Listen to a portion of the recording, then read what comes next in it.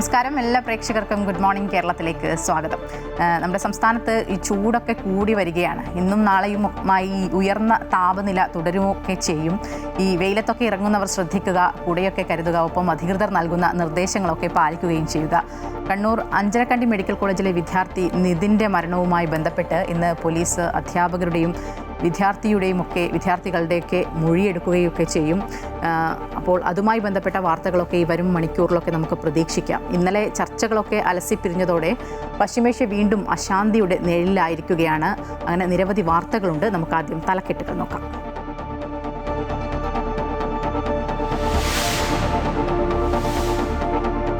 Kannur Anjarakandy medical കോളേജിൽ വിദ്യാർത്ഥി ആത്മഹത്യ ചെയ്ത സംഭവത്തിൽ കടുത്ത പ്രതിഷേധം. ആരോപണ വിധേയരായ അധ്യാപകരുടെ അറസ്റ്റ് ഇന്നുണ്ടാകുമെന്ന് സൂചന. കോളേജിലുള്ള കൂടുതൽ അധ്യാപകരുടെയും വിദ്യാർത്ഥികളുടെയും മൊഴിയെടുക്കും. പോലീസ് അന്വേഷണത്തിൽ വിശ്വാസമില്ലെന്ന് കുടുംബം മുഖ്യമന്ത്രിയെ കണ്ടേക്കും.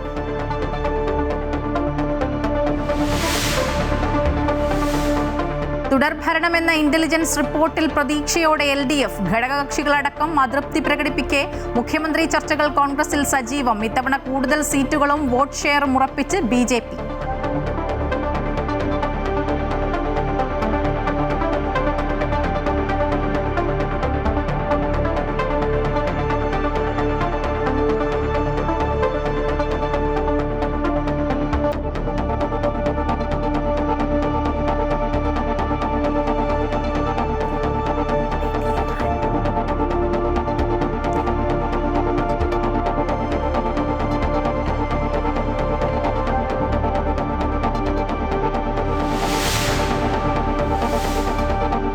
ചർച്ചകൾ അലസിപ്പിരിഞ്ഞതോടെ ഇറാനെതിരായ ആക്രമണം കടുപ്പിക്കാൻ അമേരിക്ക. ഇറാൻ തുറമുഖങ്ങൾക്ക് ഇന്നു മുതൽ US ഉപരോധം.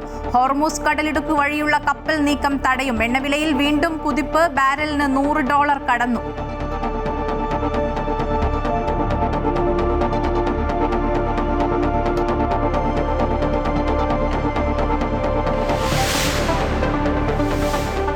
വൈറൽ താരത്തിന്റെ വിവാഹത്തിൽ കൂടുതൽ അന്വേഷണത്തിന് മധ്യപ്രദേശ് പോലീസ്. കേരള പോലീസിൽ നിന്ന് വിവരങ്ങൾ തേടും. വിവാഹ സർട്ടിഫിക്കറ്റ് അടക്കം രേഖകൾ പരിശോധിക്കും. കൂടുതൽ വകുപ്പുകൾ ചുമത്തുന്നതിലും തീരുമാനമുടൻ.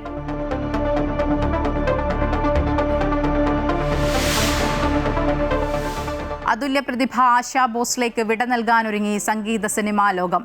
ലോവർ പരേലിൽ രാവിലെ മുതൽ പൊതുദർശനം. സംസ്കാര ചടങ്ങുകൾ മുംബൈ ശിവാജി പാർക്കിൽ.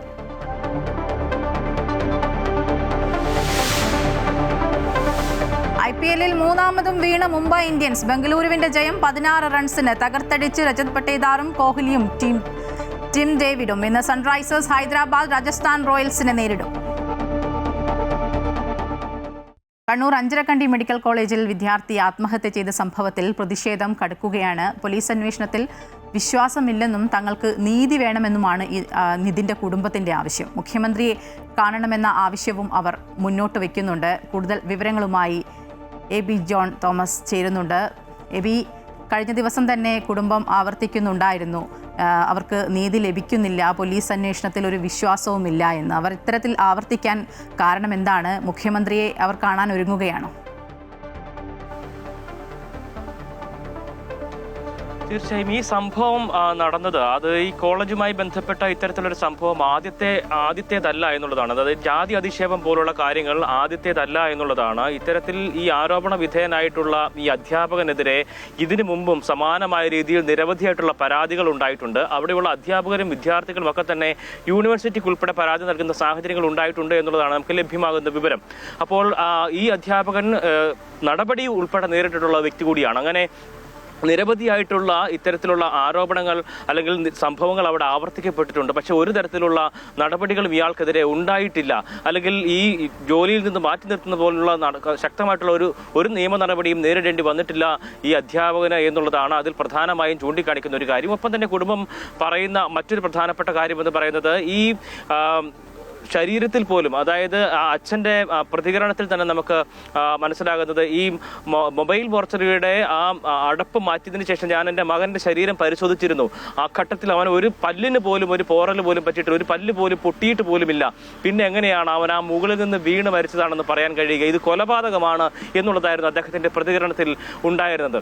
എന്തായാലും ഈ സംഭവവുമായി ബന്ധപ്പെട്ട ഒരു കോളേജിൽ അല്ലെങ്കിൽ ആ സ്ഥാപനത്തിൽ നിന്നും ഈ സംഭവത്തെ തുടർന്ന് അല്ലെങ്കിൽ ഈ കുട്ടി മരിച്ച് ആ വീട്ടിലേക്ക് ഈ മരണ സംസ്കാര ചടങ്ങിൽ പങ്കെടുക്കുന്നതിന് വേണ്ടി ഒരാൾ പോലും എത്തിയിരുന്നില്ല എന്നതും വളരെ സംശയത്തോടു കൂടി തന്നെ കാണേണ്ട കാര്യമാണ്. അതൊക്കെ തന്നെയാണ് ഇവരെ ഈ കുടുംബത്തെ ഈ ഒരു നിലയിൽ അല്ലെങ്കിൽ അവരുടെ ആ നിലപാടിലേക്ക് എത്തിക്കുന്നത് എന്നുള്ളതാണ്. എന്തായാലും ഇന്നലെ നിരവധിയായിട്ടുള്ള രാഷ്ട്രീയ നേതാക്കളൊക്കെ തന്നെ എത്തിയിരുന്നു. മന്ത്രി വി ശിവൻകുട്ടി ഇന്നലെ രാത്രിയോട് കൂടിയാണ് അവിടെ ആ വീട്ടിൽ സന്ദർശനം നടത്തിയത്. ആ ഘട്ടത്തിൽ അദ്ദേഹം മുഖ്യമന്ത്രിയുമായി കൂടിക്കാഴ്ചയ്ക്കുള്ള ഒരു അവസരം ഒരുക്കാമെന്നുള്ള കാര്യവും പറഞ്ഞിട്ടുണ്ട്. മുഖ്യമന്ത്രി തിരുവനന്തപുരത്തേക്ക് വരുന്ന സമയം നോക്കി കൃത്യമായും ആ കുടുംബത്തിന് അവരുടെ ആശങ്കകൾ അറിയിക്കുന്നതിന് വേണ്ടിയിട്ടുള്ള അവസരം ഒരുക്കി കൊടുക്കുമെന്നുള്ളതാണ് കഴിഞ്ഞ ദിവസം ശിവൻകുട്ടിയും വ്യക്തമാക്കിയത്. ഇന്നും ചില നേതാക്കളൊക്കെ തന്നെയും അവിടേക്ക് എത്തുന്ന സാഹചര്യമുണ്ട്. എന്തായാലും ഇതുമായി ബന്ധപ്പെട്ട് ശക്തമായിട്ടുള്ള ഒരു വികാരം ഈ കോളേജിനെതിരെ ഈ സംവിധാനങ്ങൾക്കെതിരെയൊക്കെ തന്നെ ഉയർന്നു വരുന്നുണ്ട്. ഏറ്റവും ലജ്ജാകരമായത് ഇന്നലെ പ്രതിപക്ഷ നേതാവ് പറഞ്ഞു വെച്ചതുപോലെ തന്നെ കേരളം ലജ്ജിച്ച് തലതാഴ്ത്തേണ്ട ഒരു സാഹചര്യം തന്നെയാണ് എന്നുള്ളതാണ്. കാരണം ഉന്നത വിദ്യാഭ്യാസ മേഖലയിൽ പോലും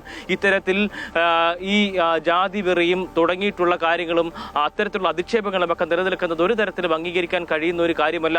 പുരോഗമന സമൂഹമെന്ന് പറയുമ്പോൾ പോലും അവിടങ്ങളിലെല്ലാം തന്നെ ഉണ്ടാകുന്നത് ഇത്തരത്തിലുള്ള കാര്യങ്ങളാണെങ്കിൽ പിന്നെ എന്ത് തരത്തിലുള്ള പുരോഗതിയാണ് നമ്മൾ കൈവരിച്ചിരിക്കുന്നത് എന്നുള്ള ഒരു സ്വയം വിമർശനമായിട്ടുള്ള ചോദ്യം തന്നെയാണ് ഈ ഘട്ടത്തിൽ ഉയർന്നു വരേണ്ടത് എന്നുള്ളതാണ്. എന്തായാലും ഈ അധ്യാപകർക്കെതിരെയുള്ള നടപടികളൊക്കെ തന്നെയും ആരംഭിക്കുന്നു എന്നുള്ളതാണ് ഘട്ടത്തിൽ മനസ്സിലാകുന്ന ഒരു കാര്യം. ഒപ്പം തന്നെ കുടുംബത്തിന്റെ ഉൾപ്പെടെ മൊഴിയെടുക്കുന്നതിന് വേണ്ടിയിട്ട് അന്വേഷണ ഉദ്യോഗസ്ഥരുടെ പക്ഷേ എത്താനുള്ള സാധ്യതയും ഉണ്ട് എന്നുള്ള കാര്യവും ഈ ഘട്ടത്തിൽ പറഞ്ഞു വെക്കേണ്ടതുണ്ട്. ഒപ്പം തന്നെ വിദ്യാർത്ഥികളുടെയും മൊഴിയെടുക്കാനുള്ള നടപടികളിലേക്കാണ് അധികൃതർ എത്തുന്നത്. എന്തായാലും ഈ സംഭവത്തിനെതിരെ ശക്തമായ രീതിയിലുള്ള വിമർശനങ്ങൾ പ്രതിഷേധങ്ങളൊക്കെ തന്നെയും ഉയർന്നു വരികയാണ്. കുടുംബം പറയുന്ന പ്രധാനപ്പെട്ട കാര്യമെന്ന് പറയുന്നത് നീതി ലഭിക്കണം. അതിന് പോലീസ് അന്വേഷണത്തിൽ തങ്ങൾക്ക് ഈ നിലവിലെ സാഹചര്യത്തിൽ നീതി ലഭിക്കുമെന്നുള്ളതിൽ ഉറപ്പില്ല.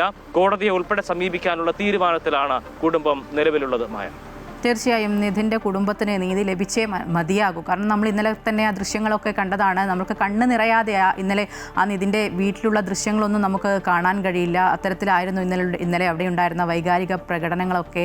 അവരുടെ ഏക അത്താണിയായിരുന്നു നിധിൻ. ഒരുപാട് പ്രതീക്ഷകളൊക്കെയായി പഠിക്കാൻ പോയ വിദ്യാർത്ഥിയാണ് ഇന്നലെ ചേതനയറ്റ് ആ വീട്ടിലേക്ക് വന്നത്.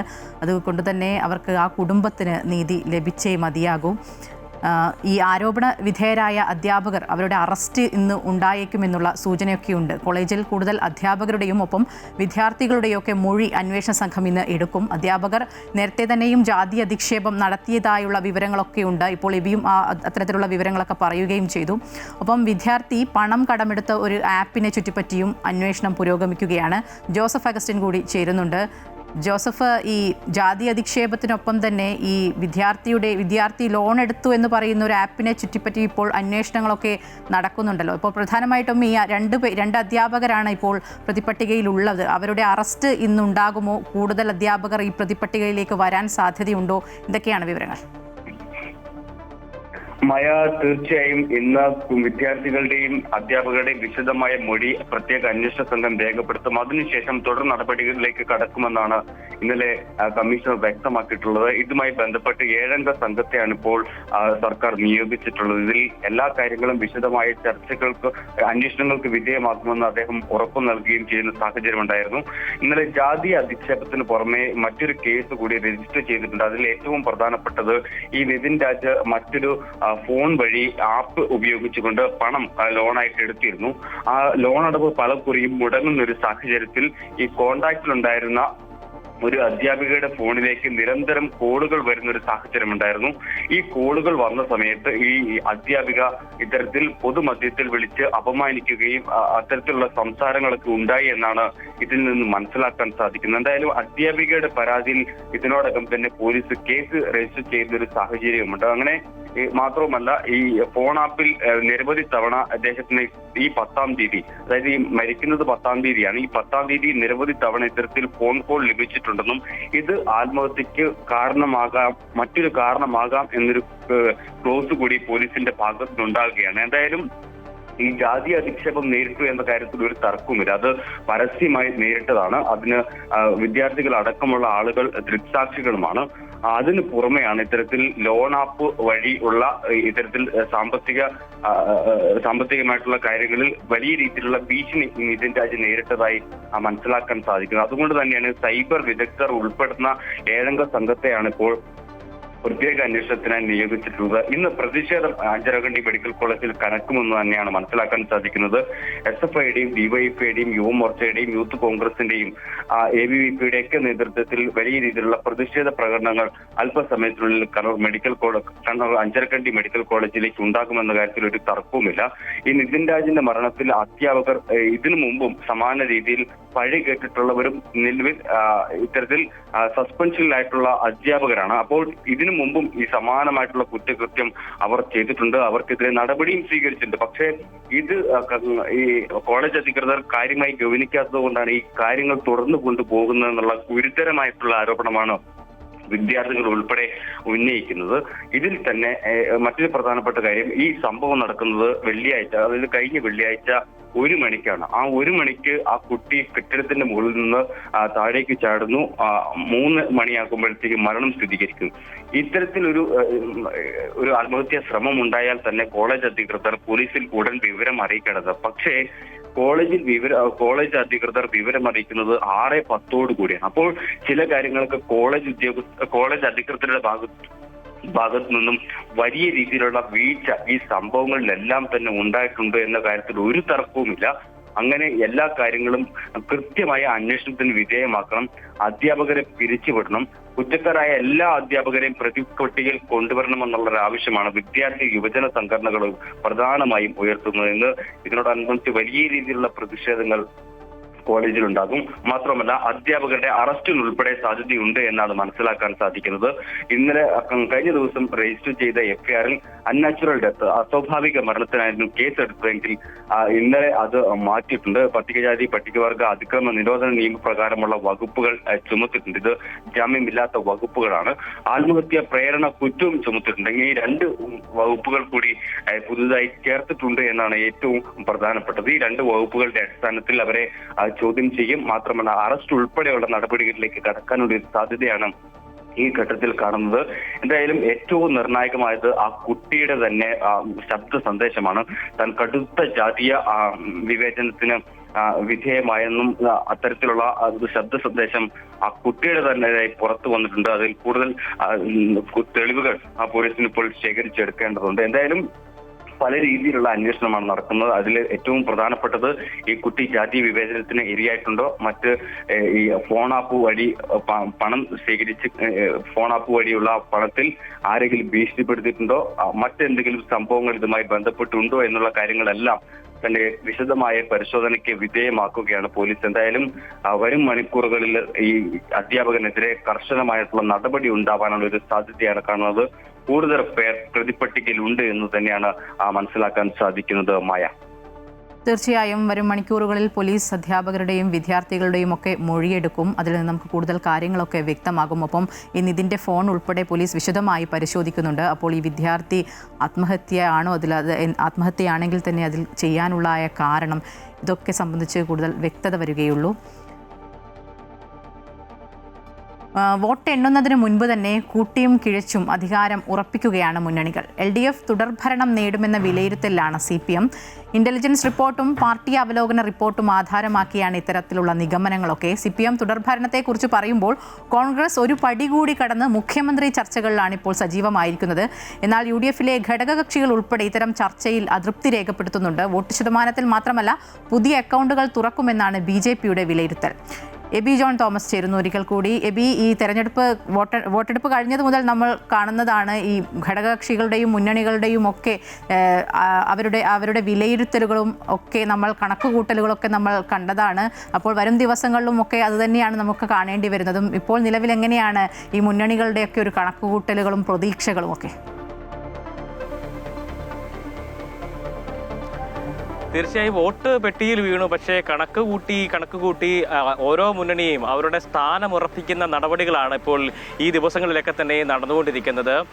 കഴിഞ്ഞ ദിവസങ്ങളിലൊക്കെ തന്നെയും CPM അവരുടെ പ്രാദേശിക തലത്തിലുള്ള അവലോകനങ്ങളൊക്കെ തന്നെ നടത്തിയിരുന്നു, ജില്ലാതല അവലോകനങ്ങൾ നടത്തിയിരുന്നു. അതിനുശേഷം ഇന്നലെ സെക്രട്ടേറിയറ്റ് ചേരുകയും സംസ്ഥാന സെക്രട്ടേറിയറ്റിൽ ഇതുമായി ബന്ധപ്പെട്ട് വലിയ രീതിയിലുള്ള വിശകലനങ്ങളൊക്കെ തന്നെ നടത്തുകയും ചെയ്തു. അതിനുശേഷം 90-ലധികം സീറ്റുകൾ നേടി LDF തന്നെ ഭരണത്തിൽ തുടരും എന്നുള്ള ഒരു വിലയിരുത്തലിലാണ് പാർട്ടി എത്തിയിരിക്കുന്നത് എന്നുള്ളതാണ്. എന്തായാലും 90 എന്നത് ഒരു അതിശയോക്തിയോടുകൂടി തന്നെ കാണേണ്ട ഒരു സാഹചര്യം ഉണ്ട് എങ്കിൽ പോലും ഇന്റലിജൻസ് റിപ്പോർട്ട് ഉൾപ്പെടെ പറയുന്നത് LDF അധികാരത്തിൽ തുടരും എന്നുള്ള ഒരു കണക്കാണ്. അത് 75 വരെ സീറ്റുകൾ നേടിക്കൊണ്ട് തന്നെ ഭരണം തുടരുന്ന സാഹചര്യം ഉണ്ടാകും എന്നുള്ള കാര്യവും ചൂണ്ടിക്കാണിക്കുന്നു. ഒപ്പം തന്നെ 56 സീറ്റോളം ഉറപ്പിച്ച സീറ്റുകളാണ്. ബാക്കിയുള്ള സീറ്റുകളിൽ ശക്തമായിട്ടുള്ള മത്സരങ്ങളൊക്കെ തന്നെയും ഉള്ള സാഹചര്യം കൂടിയുണ്ട്. ആ നിലയ്ക്ക് ഉള്ള കാര്യങ്ങളാണ്. ഒപ്പം തന്നെ വോട്ട് വിഹിതത്തിൽ വലിയ രീതിയിലുള്ള കുറവുണ്ടാകും തുടങ്ങിയിട്ടുള്ള വിലയിരുത്തലുകളൊക്കെ തന്നെയും പാർട്ടികളുടെ ഭാഗത്ത് അല്ലെങ്കിൽ ഈ പാർട്ടി തലത്തിൽ ഉണ്ടായിട്ടുള്ള കാര്യങ്ങളൊക്കെ പറയുന്നു. ഒപ്പം തന്നെ ഇന്റലിജൻസ് റിപ്പോർട്ടിലും അക്കാര്യങ്ങൾ സൂചിപ്പിക്കുന്നുണ്ട്. എന്തായാലും LDF ഇത്തരത്തിൽ തുടർ ഭരണത്തെക്കുറിച്ചൊക്കെ ആലോചനകൾ അല്ലെങ്കിൽ അതുമായി ബന്ധപ്പെട്ടുള്ള കണക്കുകൂട്ടലുകളൊക്കെ നടത്തുമ്പോൾ UDF-ഉം കോൺഗ്രസും ഒരു പടി കൂടി കടന്ന് മുഖ്യമന്ത്രി ആരാവണം എന്നതിനെ കുറിച്ചുള്ള ചർച്ചകളിലേക്കൊക്കെയാണ് കടന്നിരിക്കുന്നത്. ഒപ്പം തന്നെ മന്ത്രിസഭാ രൂപീകരണം പോലും ഈ ഘട്ടത്തിൽ നടക്കുന്നുണ്ട് എന്നുള്ളതാണ് നമുക്ക് ഈ സോഷ്യൽ മീഡിയയൊക്കെ പരിശോധിക്കുമ്പോൾ കാണാൻ കഴിയുന്നത്. നിരവധി കേന്ദ്രങ്ങളിൽ നിന്നും അത്തരത്തിൽ മന്ത്രിസഭ ആരൊക്കെ ആയിരിക്കണം, മന്ത്രിമാർ ആവേണ്ടത്, അവരുടെ വകുപ്പുകൾ ഏതൊക്കെയാണ് തുടങ്ങിയിട്ടുള്ള കാര്യങ്ങളിലൊക്കെ തന്നെയും ഒരു ലിസ്റ്റ് പോലും തയ്യാറാക്കിക്കൊണ്ട് ഇടുന്ന ഒരു പതിവ് ഇപ്പോൾ ഈ കഴിഞ്ഞ കുറച്ച് ദിവസങ്ങളായി കാണാൻ കഴിയുന്നുണ്ട്. എന്തായാലും കോൺഗ്രസിൽ ഇത് ശക്തമായ രീതിയിലുള്ള ഒരു ചർച്ചയിലേക്ക് തന്നെ ഒരു ഘട്ടത്തിൽ മാറുകയും ചെയ്യുന്ന നിരയുണ്ടായിരുന്നു. എന്തായാലും ഇതുമായി ബന്ധപ്പെട്ട ആദ്യത്തെ ഒരു തുടക്കം വെച്ചത് എറണാകുളത്തെ DC പ്രസിഡന്റ് ഷിയാസ് തന്നെയായിരുന്നു. എറണാകുളം ജില്ലയിൽ നിന്നും ഒരു മുഖ്യമന്ത്രി വേണ്ടതുണ്ട് അല്ലെങ്കിൽ വരണമെന്നാണ് ആഗ്രഹം, എറണാകുളം ജില്ലയിൽ നിന്നൊരു മുഖ്യമന്ത്രി ഉണ്ടാകും എന്നുള്ള നിലയ്ക്കുള്ള അദ്ദേഹത്തിൻ്റെ പ്രതികരണം വന്നതോടുകൂടി അതിനെ തള്ളിക്കൊണ്ട് M. ലിജു രംഗത്ത് വരികയായിരുന്നു. അദ്ദേഹം പറഞ്ഞത് അതൊക്കെയും ഷിയാസിന്റെ വ്യക്തിപരമായിട്ടുള്ള താല്പര്യമാണ്, ബാക്കിയുള്ള കാര്യങ്ങളൊക്കെ തന്നെയും പാർട്ടി ആണ് തീരുമാനിക്കുന്നത്, ഹൈക്കമാൻഡ് ആണ് അതിൽ കൃത്യമായ നിലപാടെടുക്കുന്നത്. കോൺഗ്രസിന് അങ്ങനത്തെ ഒരു UDF-നും കോൺഗ്രസിനും ആ നിലയ്ക്ക് ഒരു ചട്ടക്കൂടുണ്ട്, അതനുസരിച്ചുള്ള നടപടികളൊക്കെ തന്നെയാണ് ഈ മുഖ്യമന്ത്രിയെ തീരുമാനിക്കലും മന്ത്രിസഭാ രൂപീകരണത്തിലൊക്കെ തന്നെ ഉണ്ടാകുന്നത് എന്നുള്ള കാര്യത്തിൽ M. ലിജു അതിന് ഒരു മറുപടിയായി നൽകി. അതിനുശേഷം നിരവധിയായിട്ടുള്ള നേതാക്കൾ ഇതിന് സമാനമായ രീതിയിലുള്ള നിലപാടുകൾ പറഞ്ഞുകൊണ്ട് രംഗത്ത് വരുന്ന സാഹചര്യമുണ്ടായി. അതുകൊണ്ട് തന്നെ ഇന്നലെ ഷിയാസിന് തന്നെ നിലപാട് തിരുത്തേണ്ട ഒരു നില കൂടി വന്നു. എന്തായാലും അത് ഹൈക്കമാൻഡിന്റെ ആണ് തീരുമാനം, എൻ്റെ ഒരു ആഗ്രഹം ഞാൻ പറഞ്ഞതാണ് തുടങ്ങിയിട്ടുള്ള കാര്യങ്ങൾ അദ്ദേഹം പറയുകയും ആ നിലപാടിൽ നിന്ന് മാറുകയും ഒക്കെ തന്നെ ചെയ്തിരുന്നു. എന്തായാലും ചെന്നിത്തലയും VD സതീശനും മുഖ്യമന്ത്രിമാരാകണമെന്നുള്ള കൃത്യമായിട്ടുള്ള രണ്ട് പക്ഷങ്ങളുടെ ആവശ്യം തന്നെയാണ് UDF-ൽ കോൺഗ്രസിൽ ശക്തമായി തന്നെ ഉയർന്നു വന്നിരിക്കുന്നത്. അതുമായി ബന്ധപ്പെട്ട് ഈ രണ്ട് നേതാക്കളുടെയും അനുയായികൾ ശക്തമായ രീതിയിലുള്ള പ്രചാരണ പരിപാടികളൊക്കെ തന്നെയും സോഷ്യൽ മീഡിയയിലും അല്ലാതെയും ഒക്കെ തന്നെ നടത്തുന്ന ഒരു സാഹചര്യം കൂടിയുണ്ട്. എന്തായാലും ഇതിനെതിരെ ഒരു വിഭാഗം നേതാക്കൾ തന്നെ രംഗത്ത് വരികയും ചെയ്തിട്ടുണ്ട്. ഒപ്പം ഘടകകക്ഷിയായിട്ടുള്ള മുസ്ലിം ലീഗ് ഇതിൽ ശക്തമായിട്ടുള്ള എതിർപ്പും അറിയിക്കുകയും ചെയ്തിട്ടുണ്ട്. കാരണം ഇത്തരത്തിലുള്ള ചർച്ചകളൊക്കെ തന്നെയും ഐക്യത്തെ ദുർബലപ്പെടുത്തുന്ന ഒരു കാര്യമാണ് എന്നുള്ളതാണ് ലീഗിന്റെ വിലയിരുത്തലായി വന്നിരിക്കുന്നത്. ആ നിലയ്ക്ക് ഇത്തരത്തിലുള്ള ചർച്ചകളൊക്കെ തന്നെ ഒഴിവാക്കണമെന്നുള്ള ആവശ്യം ലീഗ് ചൂണ്ടിക്കാണിക്കുകയും ചെയ്തിട്ടുണ്ട്. എന്തായാലും ഇത്തരത്തിലുള്ള സംഭവങ്ങൾ അല്ലെങ്കിൽ എതിരഭിപ്രായങ്ങൾ, ഇത്തരം ചർച്ചകളോടുള്ള എതിരഭിപ്രായങ്ങളൊക്കെ വന്നതിനെ തുടർന്ന് സോഷ്യൽ മീഡിയയിൽ ഏതാണ്ട് ഒരു ശമനം ഉണ്ടായിട്ടുണ്ടെങ്കിലും ഈ രണ്ട് നേതാക്കളുടെയും അണികൾ ഇതിനു വേണ്ടിയിട്ടുള്ള പ്രവർത്തനം അല്ലെങ്കിൽ തങ്ങളുടെ നേതാക്കൾ മുഖ്യമന്ത്രി ആവേണ്ടതുണ്ട് എന്നതിനെക്കുറിച്ചുള്ള ആ പ്രവർത്തനം വളരെ ഊർജ്ജസ്വലമായി തന്നെ പല ഘടകങ്ങളിലും നടത്തിക്കൊണ്ടിരിക്കുകയും ചെയ്യുകയാണ്. എന്തായാലും ഇതുമായി ബന്ധപ്പെട്ട നേതാക്കളുടെയൊക്കെ പ്രതികരണം ഈ ദിവസങ്ങളിലൊക്കെ തന്നെ വന്നുകൊണ്ടിരിക്കുകയാണ്. BJP സംബന്ധിച്ച ഈ കണക്കുകളൊക്കെ തന്നെയും വെച്ചുകൊണ്ടുള്ള ഒരു വിലയിരുത്തൽ തന്നെയാണ് അവരുടെ ഭാഗത്തു നിന്നും ഉണ്ടാകുന്നത്. 4-ാം തീയതി ആകുമ്പോൾ ഈ പറയുന്ന ഇരു മുന്നണികളും പറയുന്ന കണക്കുകളൊക്കെ അപ്പാടെ തെറ്റും എന്നുള്ളത് തന്നെയാണ് BJPയും NDA പറഞ്ഞു വെക്കുന്നത്. ഒപ്പം തന്നെ പല മണ്ഡലങ്ങളിലും CPM ശക്തമായ രീതിയിലുള്ള മത്സരം നേരിടേണ്ട സാഹചര്യം ഉണ്ടായിട്ടുണ്ട്. നേമത്തുൾപ്പെടെ പരാജയം ഉൾപ്പെടെ കാണേണ്ട നിലയാണ് എന്നുള്ളതാണ് CPM-ന്റെ ഒരു വിലയിരുത്തലായി വന്നിരുന്നത്. അതുകൊണ്ട് തന്നെ അവിടെ നേമം BJP ജയിക്കുമെന്ന് നേരത്തെ തന്നെ പറഞ്ഞു വെച്ചിരുന്ന ഒരു മണ്ഡലമാണ്.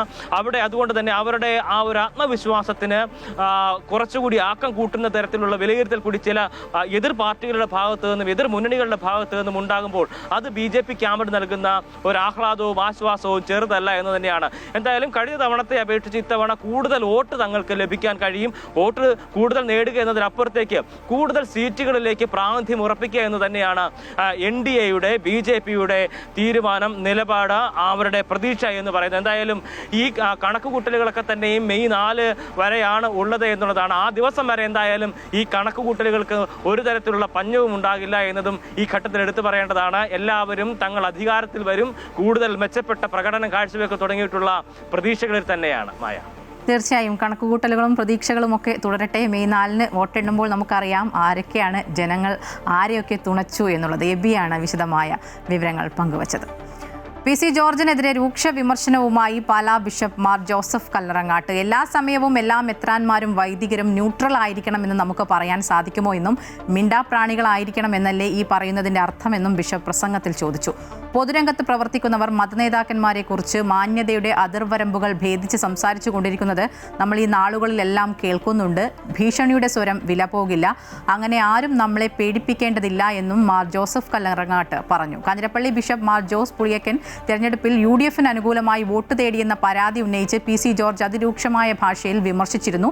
ഇതിന്റെ പശ്ചാത്തലത്തിലാണ് പാലാ ബിഷപ്പിന്റെ വിമർശനം. അത് മാനിക്കാതെ നമ്മൾ സംസാരിക്കുന്നത് വലിയ തെറ്റാണ്. ചാനലുകൾക്ക് വേണ്ടി മാത്രം നമ്മൾ സംസാരിക്കരുത്. നമുക്കൊരു ചാനൽ ഭാഷ കയ്യടി അല്ലെങ്കിൽ ഒരു ചാനൽ സംഭാഷണ സംസ്കാരം സൃഷ്ടിക്കണം എന്ന കാര്യത്തിന് വേണ്ടി മാത്രം മുമ്പോട്ട് പോകുന്നത് ശരിയല്ല. ആരെങ്കിലും നമ്മൾ അത്തരം തെറ്റുകൾ സമൂഹത്തെ അറിയിക്കണം. ഭീഷണിയുടെ സ്വരം വിലപ്പോകില്ല. അത് നമ്മൾ തിരിച്ചറിയണം. അങ്ങനെ ആരും നമ്മളെ പേടിപ്പിക്കേണ്ടതില്ല.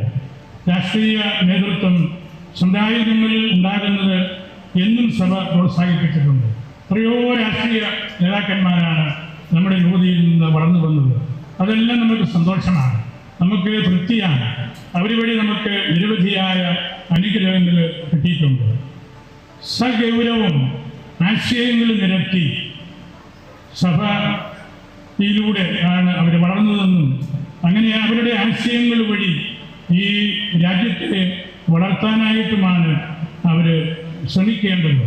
പതിറ്റാണ്ടുകളായിട്ട് തങ്ങളുടെ വ്യക്തിത്വം സ്ഥാപിച്ചെടുത്ത പൊളിറ്റിക്കൽ ലെഗസി സ്വന്തമാക്കി നേടിയെടുത്ത ആളുകളൊക്കെ അവരുടെ ആ ഒരു ഐഡന്റിറ്റിക്ക് ചേരാത്ത വിധത്തിൽ നിൽക്കുന്നതും പറയുന്നതും സമീപിക്കുന്നതും തെറ്റാണെന്ന് തന്നെയാണ് എൻ്റെ അഭിപ്രായം.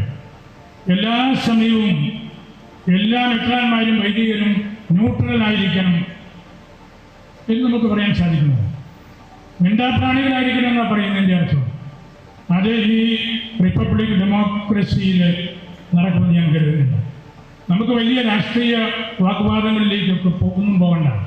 പക്ഷേ ആയിരക്കണക്കിന് വൈദികരും സമർപ്പിതരും മേലധ്യക്ഷന്മാരുമുള്ള ഈ സഭയിൽ മൂലയ്ക്ക് കൊണ്ടേയിരുത്തി മിണ്ടാപ്രാണികളായിരിക്കണം, ന്യൂട്രലായിരിക്കണം. ഇതൊക്കെ ആരോടാണ് സംസാരിക്കുന്നത്? ശബരിമല സ്വർണ്ണക്കൊള്ള കേസിൽ ദേവസ്വം ബോർഡ് മുൻ അംഗം KP ശങ്കരദാസിന്റെ സ്വാഭാവിക ജാമ്യ ഹർജി ഇന്ന് കൊല്ലം വിജിലൻസ് കോടതി പരിഗണിക്കും. റിമാൻഡ് കാലാവധി 90 ദിവസം പൂർത്തിയായതിന് പിന്നാലെ സ്വാഭാവിക ജാമ്യത്തിന് അപേക്ഷ സമർപ്പിച്ചത്. കേസിലെ പ്രതികളിൽ ശങ്കരദാസ് മാത്രമാണ് ഇപ്പോൾ ജയിലിൽ കഴിയുന്നത്. മറ്റുള്ളവർക്ക് നേരത്തെ ജാമ്യം ലഭിച്ചിരുന്നു. സുധീഷ് ഉണ്ട് വിവരങ്ങളുമായി. സുധീഷ്, എന്തൊക്കെയാണ് ഇതുമായി ബന്ധപ്പെട്ട കൂടുതൽ വിവരങ്ങൾ? സ്വാഭാവിക ജാമ്യ ഹർജി പരിഗണിച്ചുകൊണ്ടാണ് ഇന്ന് ഈ ശങ്കർദാസിന്റെ കേസിൽ കൊല്ലം വിജിലൻസ് കോടതി വിധി പറയുക. ഒരുപക്ഷെ സ്വാഭാവിക ജാമ്യം ലഭിച്ച് ശങ്കർദാസ് കൂടി ഈ കേസിൽ ജയിൽ മോചിതനാകുകയാണെങ്കിൽ കേസിലെ മുഴുവൻ പ്രതികളും, അതായത് കേസിൽ ഇതുമായി ബന്ധപ്പെട്ട് പ്രത്യേക അന്വേഷണ സംഘം അറസ്റ്റ് ചെയ്ത മുഴുവൻ പ്രതികളും ഈ കേസിൽ ശബരിമല സ്വർണ്ണക്കൊള്ള കേസിൽ ജയിലിന് പുറത്തേക്ക് ഇറങ്ങുന്നു എന്നൊരു പ്രത്യേകതയും ഉണ്ടാകും.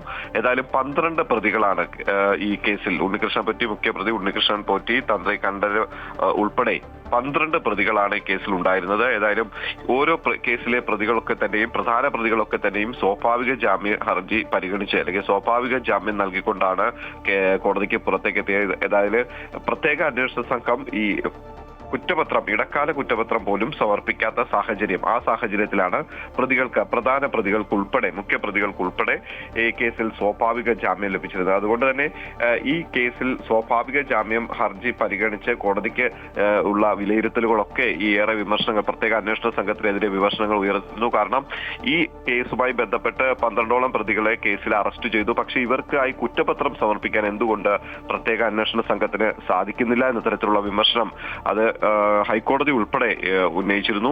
ഏതായാലും ഈ ഒരു ജാമ്യ ഹർജി, അതായത് സ്വാഭാവിക ജാമ്യം ലഭിക്കുക, 90 ദിവസം കഴിഞ്ഞിട്ടും കുറ്റപത്രം ലഭിച്ചില്ലെങ്കിൽ ഏതൊരു പ്രതിക്ക് ലഭിക്കുന്ന സ്വാഭാവിക ജാമ്യം, ആ ഒരു ജാമ്യത്തിന്റെ പരിഗണനയിലാണ് ഈ പ്രധാന പ്രതികളായ മുഖ്യപ്രതികളായ ഉണ്ണികൃഷ്ണൻ പോറ്റി, തന്ത്രി ഉൾപ്പെടെയുള്ളവർ, അതായത് ഈ കേസുമായി ബന്ധപ്പെട്ട് അറസ്റ്റായ 12ഓളം പ്രതികളിൽ പകുതിയിലധികം പേരും ഇത്തരത്തിൽ സ്വാഭാവിക ജാമ്യത്തിന്റെ ഒരു സഹായത്തോടു കൂടിയാണ് ജയിലിന് പുറത്തേക്ക് ഇറങ്ങിയിരിക്കുന്നത്.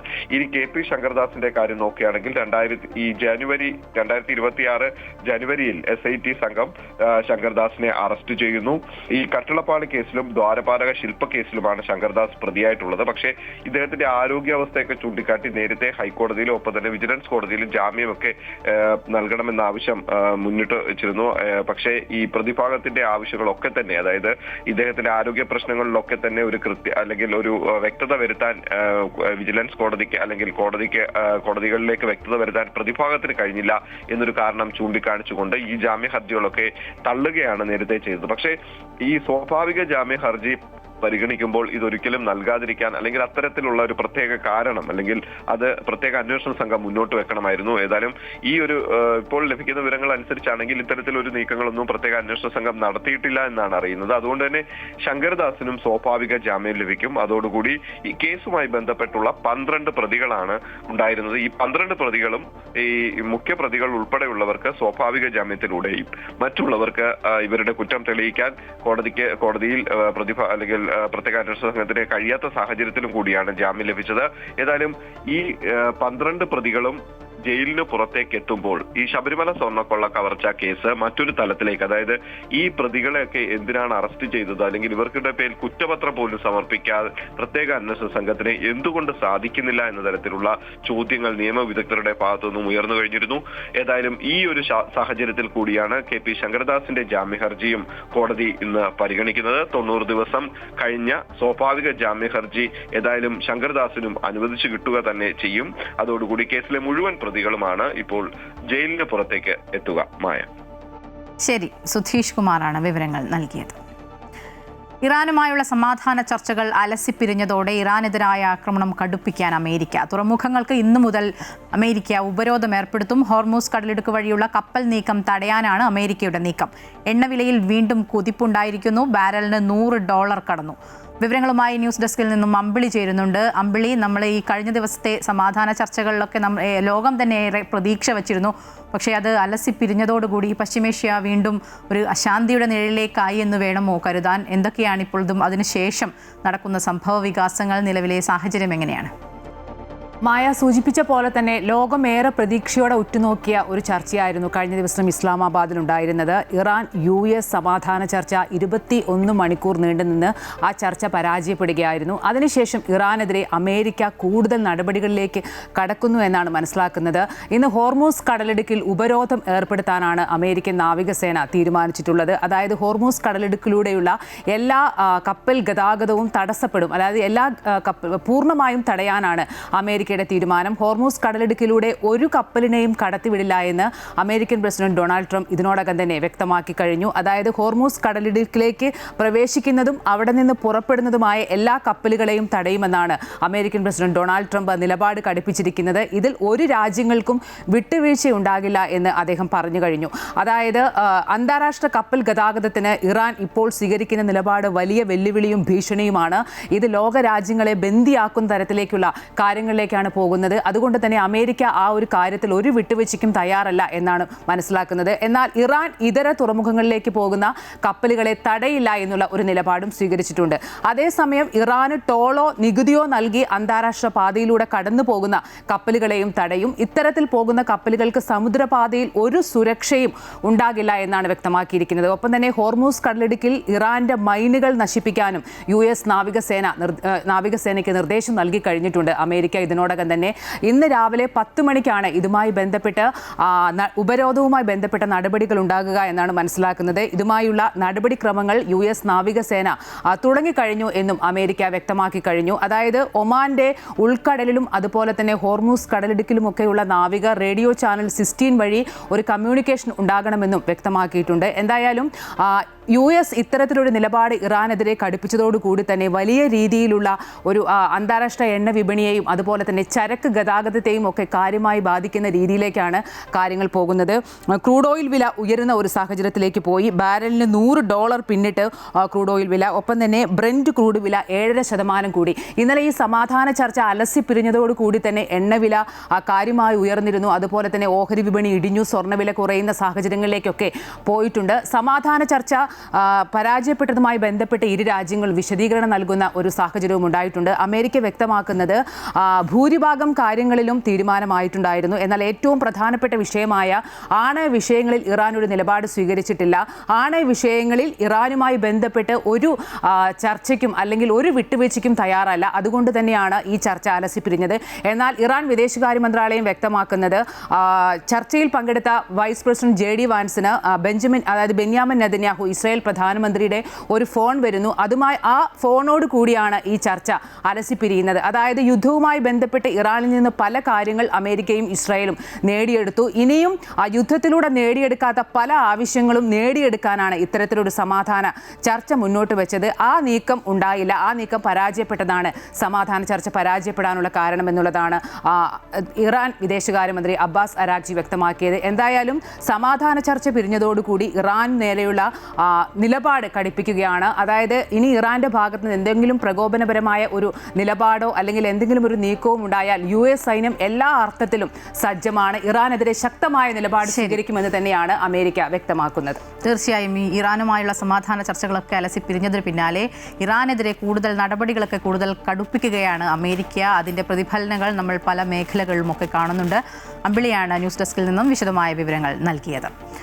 നിതീഷ് കുമാർ ഇന്ന് ബീഹാർ മുഖ്യമന്ത്രി പദം ഒഴിഞ്ഞേക്കും. പുതിയ മുഖ്യമന്ത്രിയെ തിരഞ്ഞെടുക്കാനുള്ള ചർച്ചകൾക്കായി കേന്ദ്രമന്ത്രി ശിവരാജ് സിംഗ് ചൗഹാനെ കേന്ദ്ര നിരീക്ഷകനായി BJP പാർലമെന്ററി ബോർഡ് നിയോഗിച്ചു. ഉപമുഖ്യമന്ത്രിമാരായ സാമ്രാജ് ചൗധരി, വിജയ്കുമാർ സിൻഹ എന്നിവരുടെ പേരുകൾ പരിഗണിക്കുന്നുണ്ടെങ്കിലും ബീഹാറിൽ സർപ്രൈസ് മുഖ്യമന്ത്രിക്കും സാധ്യതയുണ്ട്.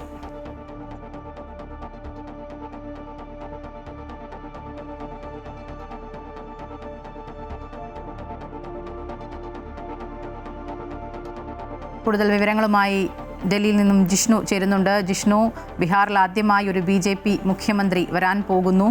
എങ്ങനെയാണ് ചർച്ചകളും ഒക്കെ, ഒപ്പം ആർക്കൊക്കെയാണ് സാധ്യത?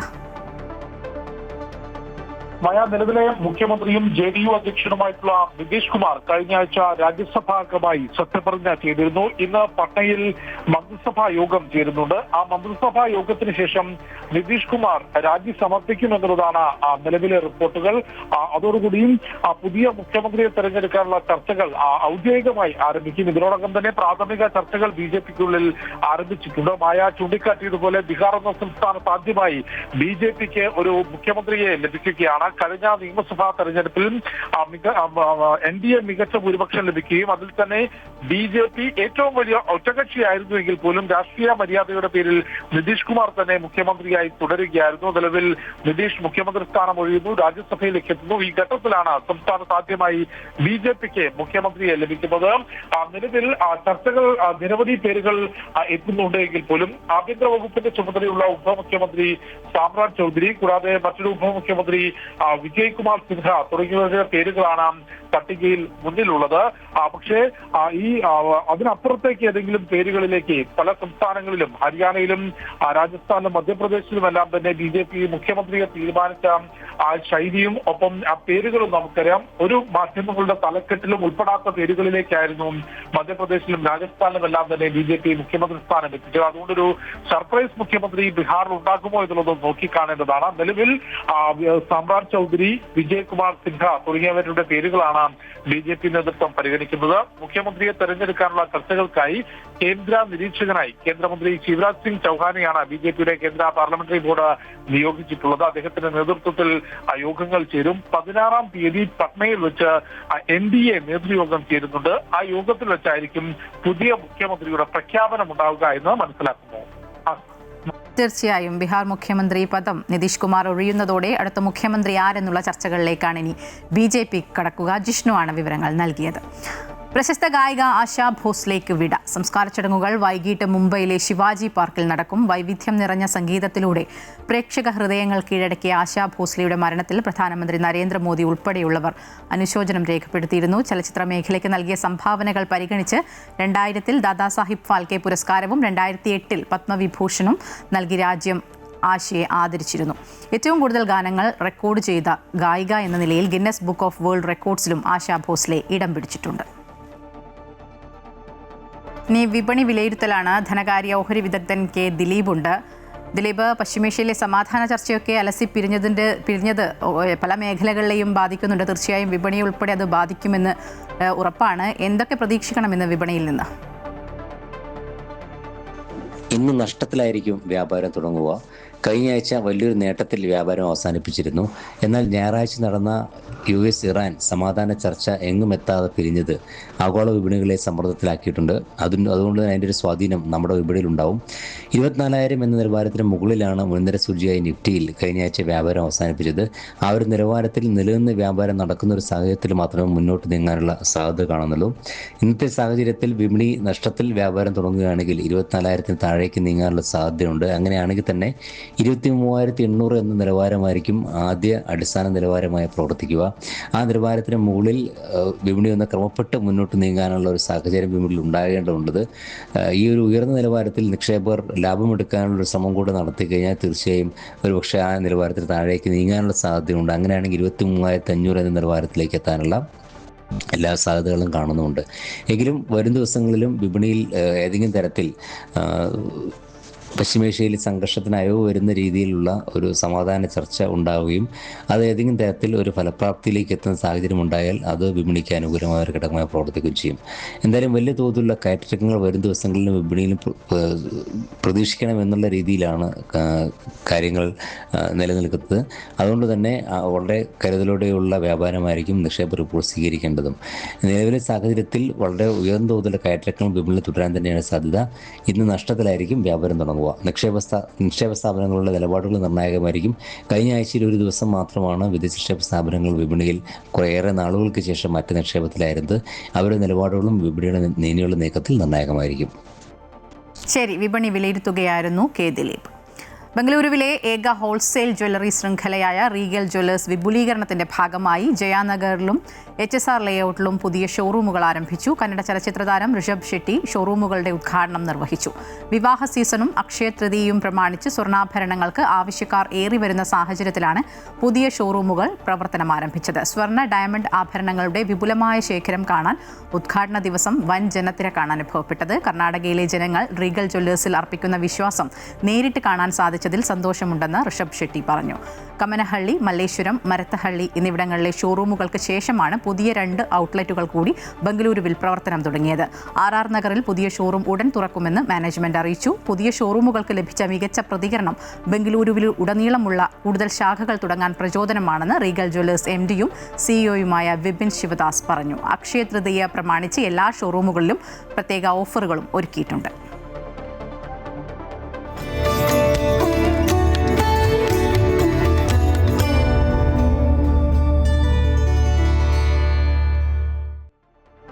വിഷുവിന് ദിവസങ്ങൾ ബാക്കി നിൽക്കെ കാസർഗോഡ് എരിക്കുളം ഗ്രാമം കണിക്കല നിർമ്മാണത്തിന്റെ തിരക്കിലാണ്. 300 മുതൽ 500 വരെ കണിക്കലങ്ങളാണ് ഓരോ വീടുകളിലും ഉണ്ടാക്കുന്നത്. നൂറ്റാണ്ടുകളുടെ പാരമ്പര്യമാണ് മൺപാത്ര നിർമ്മാണത്തിൽ എരിക്കുളത്തിന് ഉള്ളത്.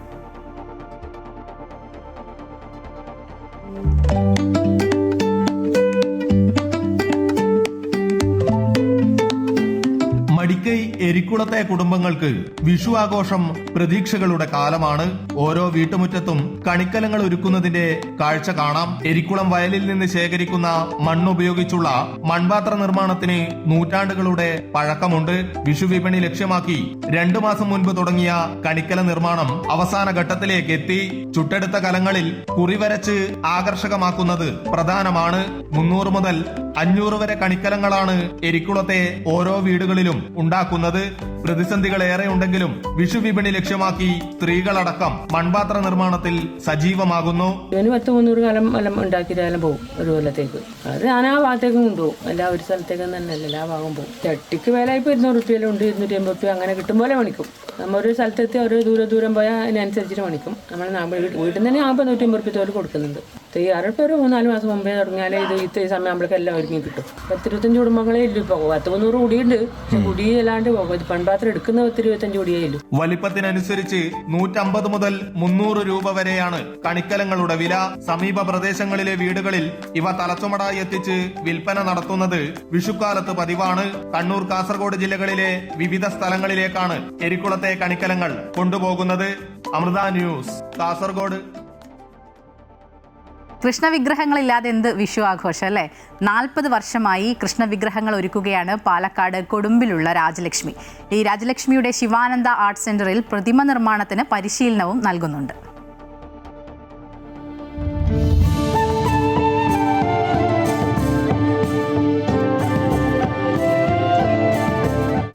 പതിറ്റാണ്ടായി രാജലക്ഷ്മി അമ്മ ഈ വിഗ്രഹ നിർമ്മാണ രംഗത്തേക്ക് ഇറങ്ങിയിട്ട്.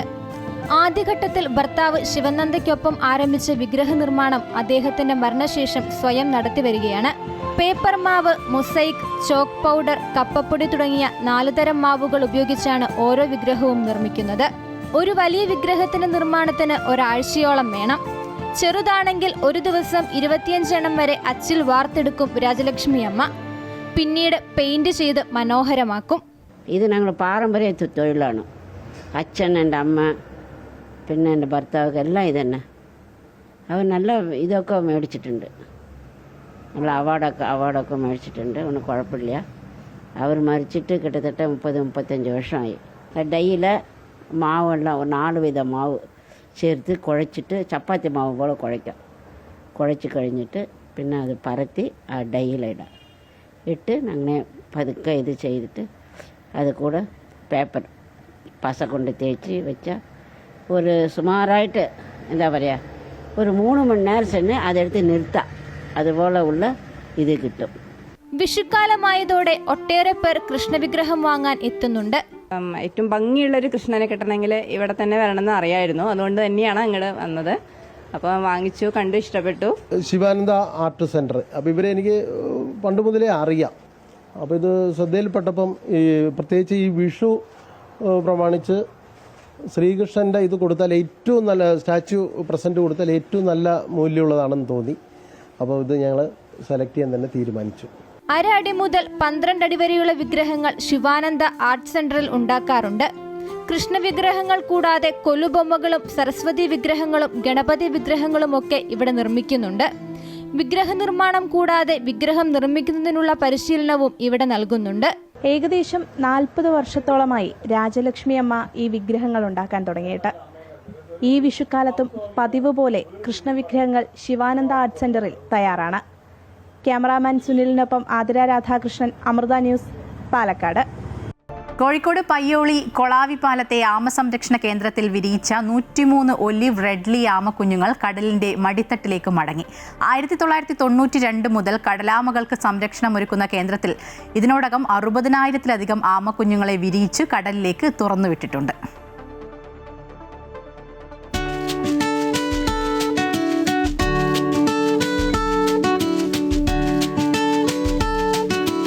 പയ്യോളി കൊളാവിപ്പാലത്തെ ആമ സംരക്ഷകർക്ക് ആഹ്ലാദത്തിന്റെ നിമിഷമാണിത്.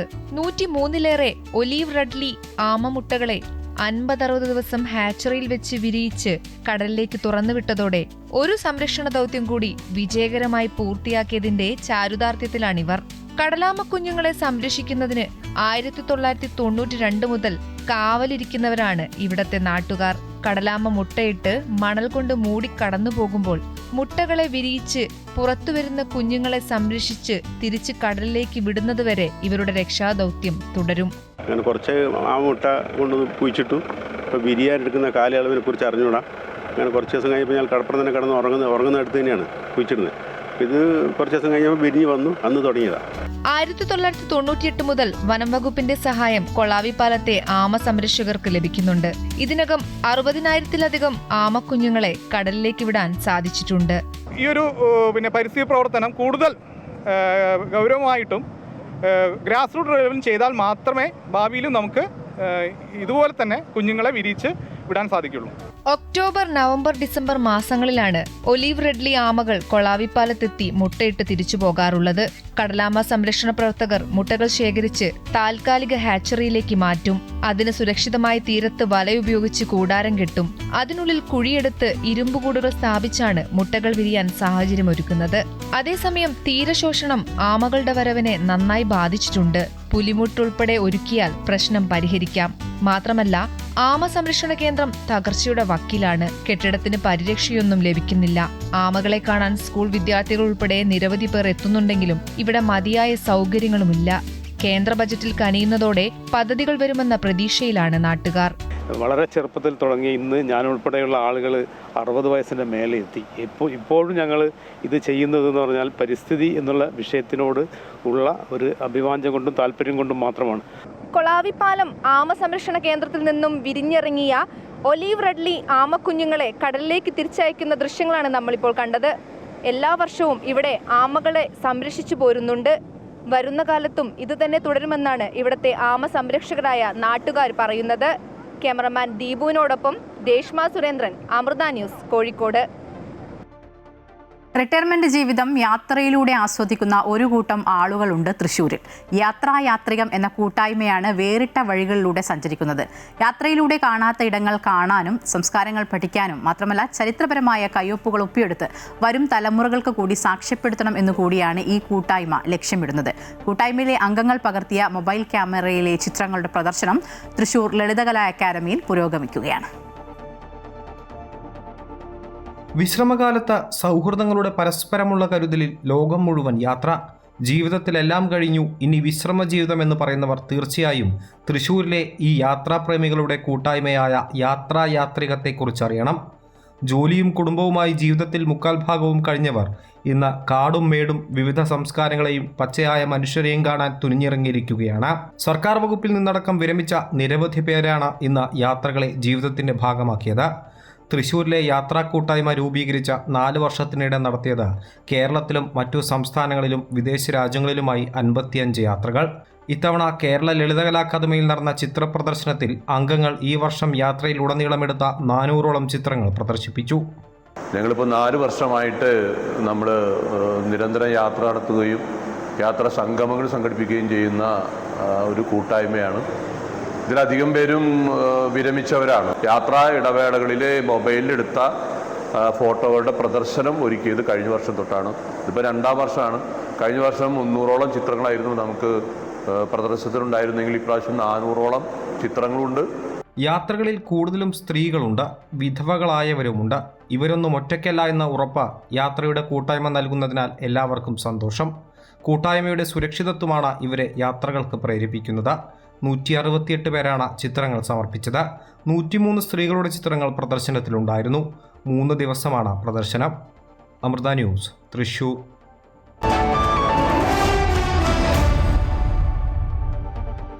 IPLൽ മുംബൈ ഇന്ത്യൻസിനെ 18 റൺസിന് പരാജയപ്പെടുത്തി റോയൽ ചലഞ്ചേഴ്സ് ബംഗളൂരു. മുംബൈയിലെ വാങ്കഡെ സ്റ്റേഡിയത്തിൽ നടന്ന ആവേശകരമായ പോരാട്ടത്തിൽ 241 റൺസ് വിജയലക്ഷ്യവുമായി മറുപടി ബാറ്റിംഗിന് ഇറങ്ങിയ മുംബൈക്ക് 5 വിക്കറ്റ് നഷ്ടത്തിൽ 222 റൺസ് എടുക്കാനേ കഴിഞ്ഞുള്ളൂ. അവസാന നിമിഷം വരെ മുംബൈ പൊരുതിയെങ്കിലും RCBയുടെ കൂറ്റൻ സ്കോർ മറികടക്കാൻ കഴിഞ്ഞില്ല. മധ്യ ഓവറുകളിൽ വിക്കറ്റുകൾ നഷ്ടമായതും റൺ റേറ്റ് ഉയർന്നതും മുംബൈക്ക് തിരിച്ചടിയായി. അവസാന ഓവറിൽ ഷെർഫേഡ് റുദർഫോർഡ് വെടിക്കെട്ട് പ്രകടനമാണ് കാഴ്ചവെച്ചത്. 2 കൂറ്റൻ സിക്സറുകൾ ഉൾപ്പെടെ 26 റൺസാണ് മുംബൈ അടിച്ചുകൂട്ടിയത്. ഇന്ന് ഹൈദരാബാദ് രാജസ്ഥാനെ നേരിടും. ഹൈദരാബാദിലെ രാജീവ് ഗാന്ധി അന്താരാഷ്ട്ര സ്റ്റേഡിയത്തിലാണ് മത്സരം.